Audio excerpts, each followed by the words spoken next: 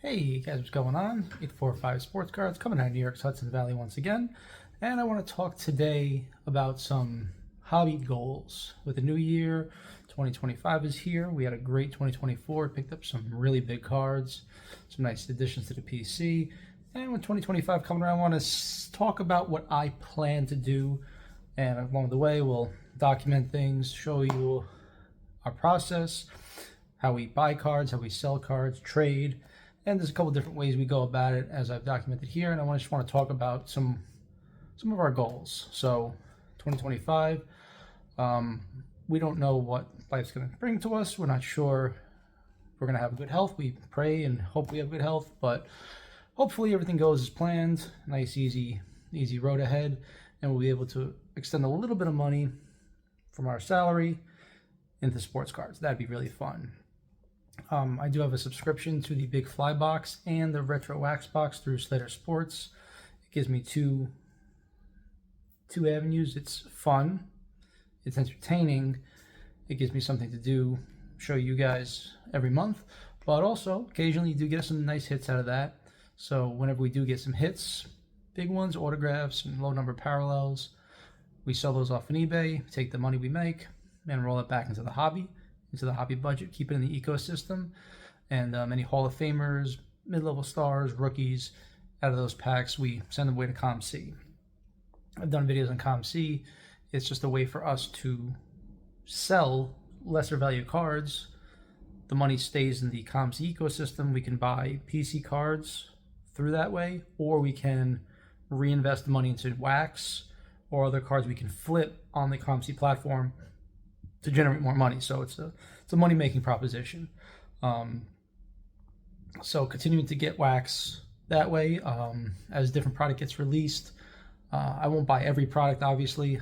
Much more inclined to buy baseball, and I wouldn't want to buy every baseball product, but I'm sure when Topps Chrome does get released later this year, we'll get some of that. We'll start that back up, get some hobby boxes, some jumbo boxes, try to hit the big rookies and the autographs and the short prints of that. I do plan to join the Montgomery Club for Topps. That gives you access to certain pre-orders. So like, for example, the Sapphires. They do offer like F1 and tennis and Star Wars.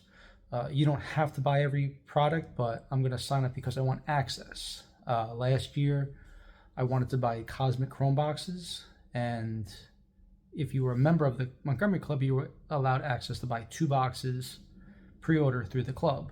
If you didn't do that, you had to hunt for the boxes through aftermarket sellers. Even through aftermarket sellers, they were $300 through Montgomery Club. The best I could do was find them for like $400. So you were paying inflated prices because it was people trying to make money. If you get the Montgomery Club, you get it for the retail price. Saves you a little money. Even if you get a box that isn't so hot, at least you don't overpay for it. But then you do have the access. Again, it'll give content for the channel. It can show you guys the new product as it gets released, which I think is very useful and valuable to you guys. But also, it gives me the access to rip the product myself, which is something I look forward to doing. Some of the products is really, really nice, but hard to get my hands on. The Montgomery Club's a nice thing to do. Whatever I hit out of those boxes, again, big hits at eBay, medium level hits, ComC. As far as my PC, things that I want to acquire through whatever resources, whether it's building up eBay funds, building up ComC funds, and saving a little money through the paycheck, obviously, is always an option. I'm 2 cards away from my Topps Nolan Ryan PSA set registry. So I'm missing the 1975 Topps Nolan Ryan. I'm looking for it in a PSA 8. And I'm missing the 1969 Topps, which I'm looking for in a PSA 7. Right now on the set registry for PSA, my Topps Nolan Ryan run in PSA is ranked 105 best in the world. 105th best set based on the grades. I have the rookie in a 6. I'm missing the second year. I got the 70 in a 7, the 71 in a 7, so on and so forth. I'm missing 2 cards out of 27. Mine is the 105th best set. If I'm able to get the 675 and the 69, the grades that I want, my set will rank 59 best in the world. It's a long-term goal. I've been doing it for a long time. Only need 2 cards. I'm very close. I'd like to acquire those. The 75 PSA 8, that's 550. The 69 and the 7 is about 850. It's not unreasonable. Another thing that's a long-term goal, T206 Hall of Famers. And I don't mean the Cobbs and the Honus Wagners and the Eddie Planks. I mean the medium-level guys, like the Huey Jennings, for example. Great card. Hugh Duffy. Great card. Great players. Great stories.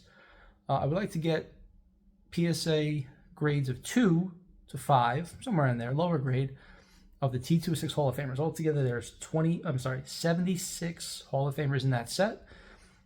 If you take away the Cobbs, Honus Wagner, the Eddie Planks, Cy Young, a lot of the cards are in the $200 to $500 range, which is not bad. It's affordable. It could be done. So if I could clip off some of those, I'd be very happy. I do plan to go to the White Plains shows. They're in the Hudson Valley, so it's obviously not too hard for me. The White Plains shows have a lot of good vintage dealers. I do plan to hit those up. That's a great place to find slab T206 cards. With those cards, it's all about eye appeal. You can get a PSA 2 that looks phenomenal on the front, has a little bit of paper loss in the back as a low grade.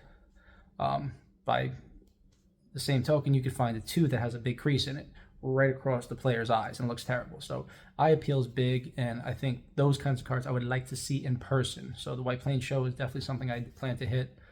The 1982 Wrestling All-Stars. It's a set that I like. It's 36 cards. They're kind of hard to find. Again, set registry on PSA 8. For the most part, with the exception of 3 cards, the Hogan, the Flair, and the Andre the Giant. Everything else, you can get a PSA 8 for under $200-300. So you put the set together. Some of the cards, $50, you know, like the Junkyard Dogs of the world. Not very expensive, even in a PSA 8. So I like to put that set together so I can find some nice eye appeal cards in those grades. I like to pick those up, but I so very rarely see those cards at shows. And eBay, maybe, it depends what I can get. The price is usually too high on eBay, so you know I'll pick and choose my my spots there. And generally for my PC, I want to acquire any Hall of Fame rookies in a PSA slab. So ideally PSA 10s, but as we go back in time, it's hard to get the older cards. Ricky Henderson in a PSA 10 rookie might be $125,000, so that's not likely. As I was saying before I was rudely interrupted, Hall of Famers and PSA slabs. The Ricky would be a $100,000 card in a PSA 10. The 9 is around $2,000. The 8 is around $200. So with that in mind, if I can try to get them as high as achievable grade without breaking the bank, I would love a 1983 Topps Tony Gwynn. That in the 10 is over $3,000. Something I would like to get. I'm not sure I'm going to get the 9 because it's a 1980s set, and I feel like for a collector's grade, a 1950s card and a 5 would be a collector's grade.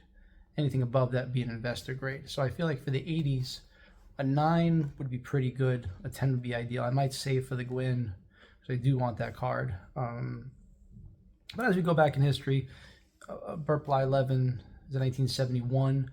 Hard to get a high grade because of the black borders. Jack Morris, for example, he's a Hall of Famer. His 1978 card in a 10 is not that expensive. So, you know, we'll try to see as we go through.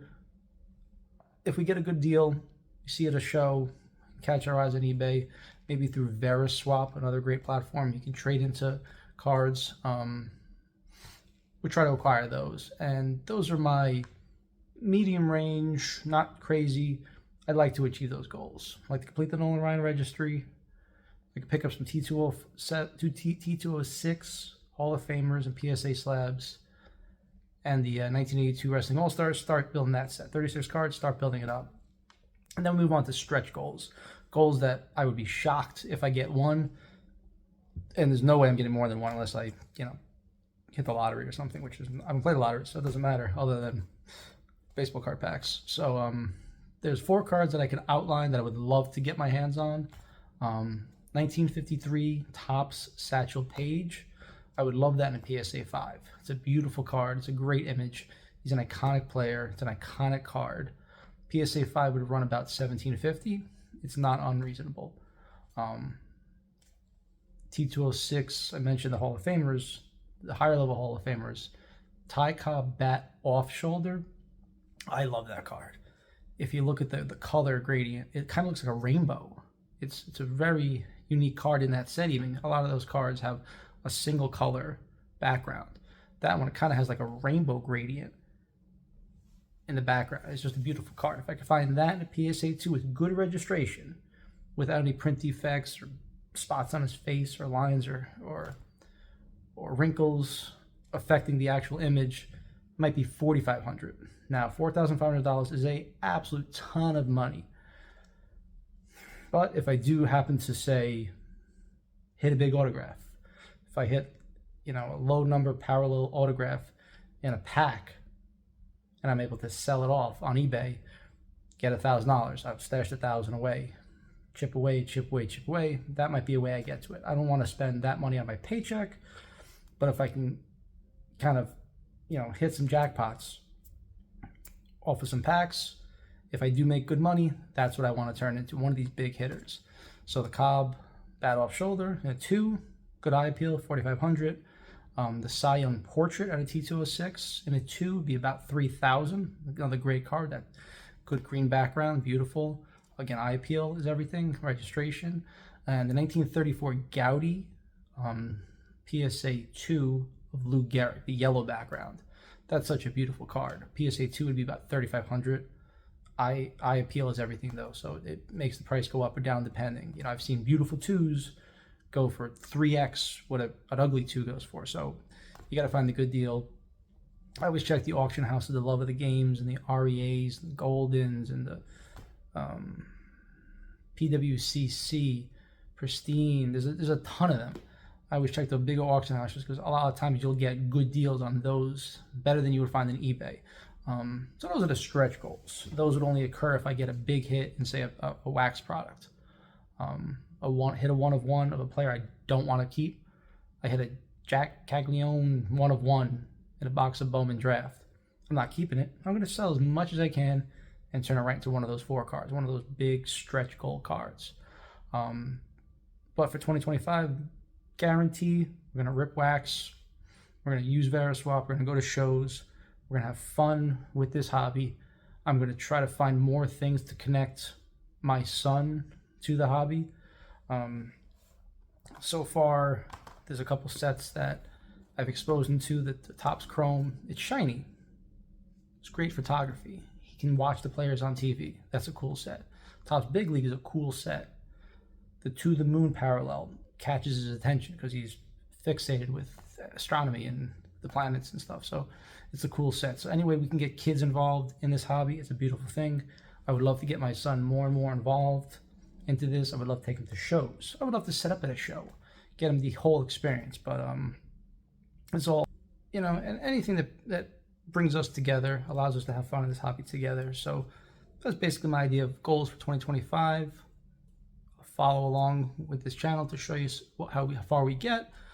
By all means, please let me know some of your goals in 2025 down in the comments. I'd love to hear from you guys, get some ideas of what you're doing, and we can share this hobby together. I appreciate everything you guys do. Thanks for watching. Comment, like, share, like you guys have always done. Subscribe to the channel if you haven't already.